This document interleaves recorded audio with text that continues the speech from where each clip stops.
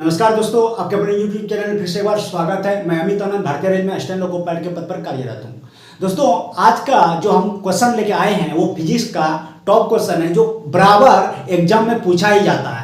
अभी अगर आप एनटीपीसी और ग्रुप डी में बैठने वाले हैं तो जरूर है कि यहाँ से आपको 2 से 3 क्वेश्चन देखने के लिए मिल जाएगा। तो उस क्वेश्चन को हम लोग बारीकी से देखेंगे, उसमें जो न्यूमेरिकल पूछा जाता है, कैसे पूछा जाता है, क्या होता है, वो सारी चीज़ हम देखेंगे। और जैसा कि आप लोग को बोल रहे हैं, अब भी पढ़ाई कीजिए और कंटिन्यू कीजिए और हो सके तो ज़्यादा समय दीजिए। ठीक है, क्या क्या करना है? थ्योरी करना है। बात को देखिए, गौर से सुनिए, इसको अभी इग्नोर मत कीजिए, नहीं तो जरूर है अगर आप मेरा वीडियो देख रहे हैं तो बाद में पछताइएगा। थ्योरी करना है, उसके बाद उसका टेस्ट लगाना है और एनालिसिस करना है। थ्योरी, टेस्ट, एनालिसिस, ठीक है। और सप्ताह में हो सके तो टॉपिक टेस्ट जो हम बताए हैं, और उससे क्या हो जाएगा, टॉपिक टेस्ट से आपका रिवीजन हो जाएगा। जो आप थ्योरी पढ़ रखे हैं, अगर सप्ताह में एक दिन टॉपिक टेस्ट रखेंगे उससे आपका रिवीजन हो जाएगा। ये सारे चीज़ कीजिए, फिर देखिए आप अपने आप बोलने लगेंगे कि हाँ हम भी एग्जाम निकाल लेंगे। मतलब एक डर जो होता है वो खत्म हो जाएगा। जैसा कि होता है, बोलते हैं ना, आत्मविश्वास, वो जग जाएगा कि हम भी कुछ कर सकते हैं। थ्योरी और टेस्ट और एनालिसिस प्लस रिवीजन, ये 4 काम कीजिए आप। देखिए आपका सिलेक्शन कैसे नहीं होता है, कौन रोकता है आपका सिलेक्शन, हम भी देखते हैं। ठीक है, क्या क्या बोले आपको अभी हम? थ्योरी बोले, ठीक है, थ्योरी, टेस्ट लगाना है, इसका एनालिसिस करना है, ठीक है, और प्लस रिवीजन। रिवीजन आपका सिलेक्शन होना होता है, सिलेक्शन होना होता है। इतना कम कीजिए। और देखिए, ये सब जानते हैं, ये आप भी जानते हैं कि मेहनत के बिना कुछ भी हासिल नहीं होता है, ये आपको भी पता है। लेकिन सच्चाई ये है कि करना नहीं चाहता है कोई, मेहनत करने से कतराते हैं। अभी हम जो प्लान दिए हैं इसमें आप देख सकते हैं, स्टडी प्लान, उसमें कम से कम आपको 8 घंटा पढ़ना ही पड़ेगा। हाँ, अगर वो 8 घंटा आप सही से पढ़ते हैं तो जरूर आपको ज़्यादा मेहनत करना पड़ रहा है कि नहीं? हाँ, तो मेहनत तो कीजिए भैया, नहीं कीजिए करेंगे तो फिर दिक्कत है। आप बोलेंगे किसी को दे करके वो नौकरी ले लिया, उसका जॉब लग गया, फलना देखो निकाल लिया, तो कैसे? वो जगह है, वो मेहनत क्या है? ऐसा नहीं है कि किताब निकाल के बैठा या फांकी मारा और हो गया। आज के डेट में, आज के समय में ऐसा तो बिल्कुल भी नहीं, सोचिएगा भी नहीं ऐसा। ठीक है, तो 8 घंटे कम से कम आप दीजिए, तभी आपका कुछ होगा, नहीं तो कुछ भी नहीं होगा। ना इधर करेंगे ना उधर करेंगे।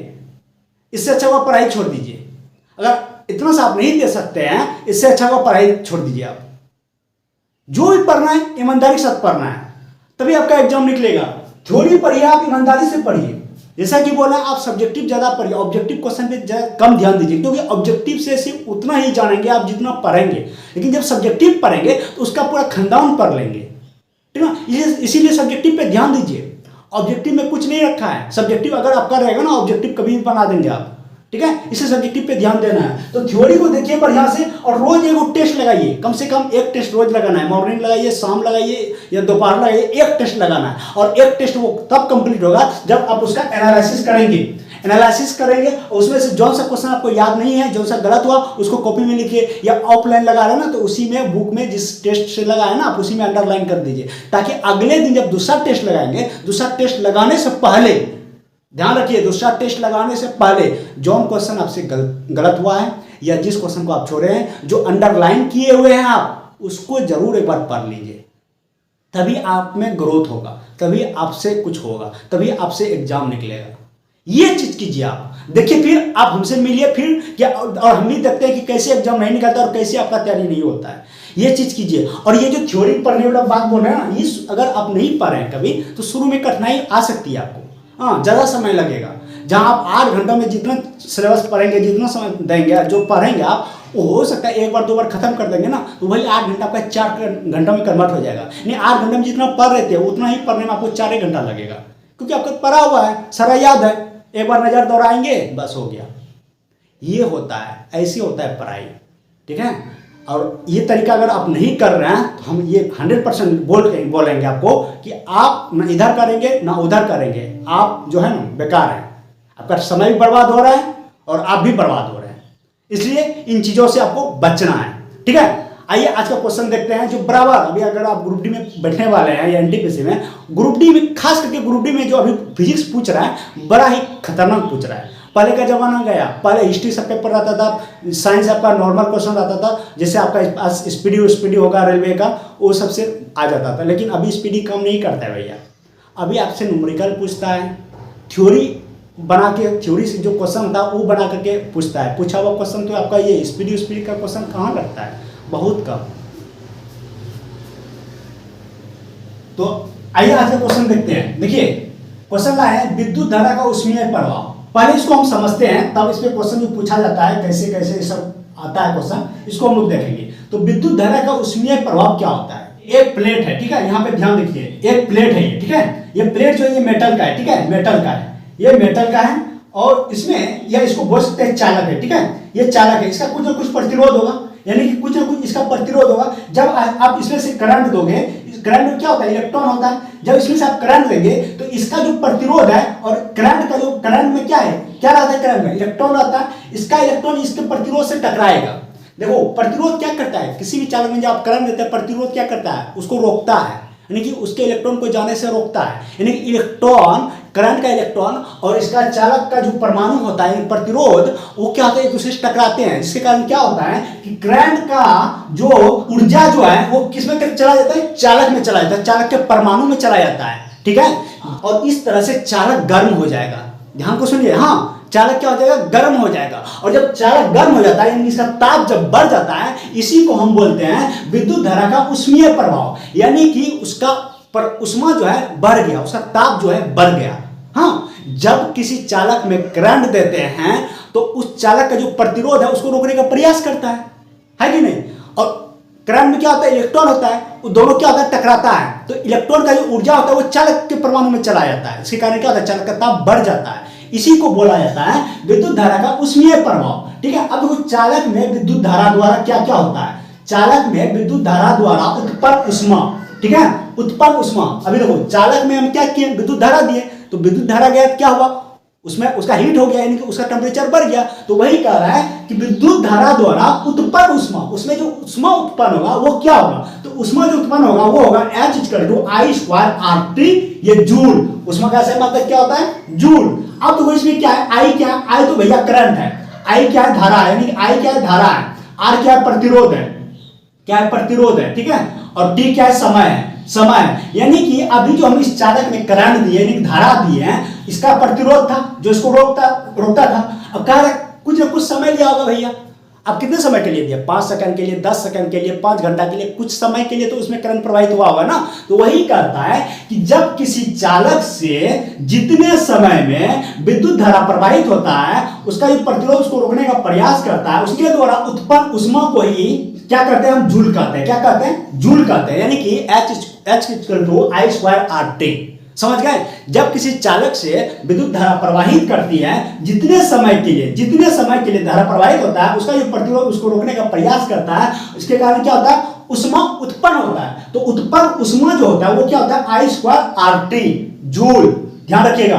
अब इसी में से क्वेश्चन पूछेगा कि एक चालक का प्रतिरोध 10 ओम है, ठीक है, एक चालक का प्रतिरोध 10 ओम है और 5 सेकंड के लिए धारा प्रवाहित हो रही है, ठीक है, 5 सेकंड के लिए 5 एम्पियर की धारा प्रवाहित हो रहा है, तो उत्पन्न ऊष्मा क्या होगा। किसी चालक जिसका प्रतिरोध 10 ओम है, 5 सेकंड के लिए धारा प्रवाहित हो रही है, जो कि धारा 5 एम्पियर है, तो उत्पन्न ऊष्मा क्या होगा, तो आप बोलेंगे I²RT लगाएंगे। तो I कितना है भैया, बोलेंगे 5 एम्पियर, 5 का स्क्वायर, R कितना है 10 इंटू समय कितना है 5। इस तरह से आपसे सवाल पूछा जाता है, और इस पे 1 से 2 सवाल आपके ग्रुप डी में देखने के लिए मिलेगा 100%। अब इसी पर देखो सवाल और पूछा जाता है, जूल के नियम। देखो जूल के नियम, इसका से मतलब क्या होगा, जूल, यानी कि जूल के नियम से ये चीज हमको प्राप्त होता है, ठीक है। तो जूल के नियम से कह रहा है आर और टी अगर नियत हो, हाँ, आर और टी यानी कि प्रतिरोध और समय अगर नियत हो, तो उत्पन्न ऊष्मा जो होता है वो धारा के वर्ग के समानुपाती होता है। ध्यान रखिएगा कि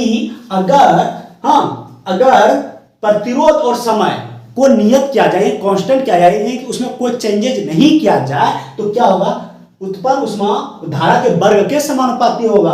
उसी तरह जब धारा और समय को नियत रखा जाए, यानी कि धारा और समय में कोई चेंजेज नहीं किया जाए, तो उत्पन्न उष्मा प्रतिरोध के समानुपाती होता है। ध्यान रखिएगा, इस सब क्वेश्चन पूछता है कि धारा और समय को जब नियत रखा जाए तो उत्पन्न उष्मा क्या होगा, प्रतिरोध के समानुपाती होगा, धारा के समानुपाती होगा, या फिर समय के समानुपाती होगा, या इनमें से कुछ नहीं। इस तरह से क्वेश्चन आपसे बना के पूछा जाता है। तो क्या बोलेंगे, जिसको नियत कर दिया तो नियत कर दिया, यानी क्वेश्चन कर दिया, उसमें नो चेंजेस। तो चेंज किसमें होगा, चेंजेस किसमें होगा, वो किसमें होगा, प्रतिरोध में। उसी तरह जब धारा और प्रतिरोध को नियत रखा जाए तो उत्पन्न उष्मा समय के समानुपाती होता है। यानी कि समय बढ़ेगा तो धारा भी बढ़ेगा, उत्पन्न उष्मा भी बढ़ेगा। यहां पर भी जब प्रतिरोध बढ़ेगा उत्पन्न उष्मा भी बढ़ेगा, यहां पर भी जब धारा बढ़ेगा तो उत्पन्न उष्मा भी बढ़ेगा। यानी कि एक दूसरे के समानुपाती होते हैं सब। इतना आपको ध्यान रखना है। जिसको कांस्टेंट बोलेगा इसमें नो चेंजेस तो नो चेंजेस, बाकी सब समानुपाती। बस नो चेंजेस तो नो चेंजेस, बाकी सब समानुपाती। इसके बारे में बोले उसके बारे में, अगर ये दोनों नो चेंजेस हैं तो ये क्या होगा, धारा क्या होगा, वर्ग के समानुपाती होगा। धारा को अगर नियत रखेगा, धारा और रेसिस्टेंस को रखता है तो समय समानुपाती होता है। ठीक है, ये पूछा जाता है। अब देखते हैं और सीबेक प्रभाव। सीबेक प्रभाव क्या है, सीबेक प्रभाव पर भी बहुत बार क्वेश्चन पूछा गया है। ठीक है, सीबेक प्रभाव में क्या होता है कि दो अलग अलग मेटल लिया जाता है। ध्यान रखिएगा, इसमें यही क्वेश्चन आता है। इसमें एक मेटल पर इसका अध्ययन नहीं किया जाता है, इसका यह प्रयोग किया जाता है। इसमें दो अलग अलग मेटल लिया जाता है। यही क्वेश्चन आता है कि सीबेक प्रभाव में कितने मेटल का प्रयोग किया जाता है, एक ही मेटल का या सेम एक ही मेटल का, दो मेटल रहेगा लेकिन दोनों क्या एक ही चीज का है। जैसे कॉपर का तो दोनों कॉपर का ही रहेगा, या दोनों अलग अलग रहेगा। जैसे एक कॉपर हो गया दूसरा सिल्वर हो गया।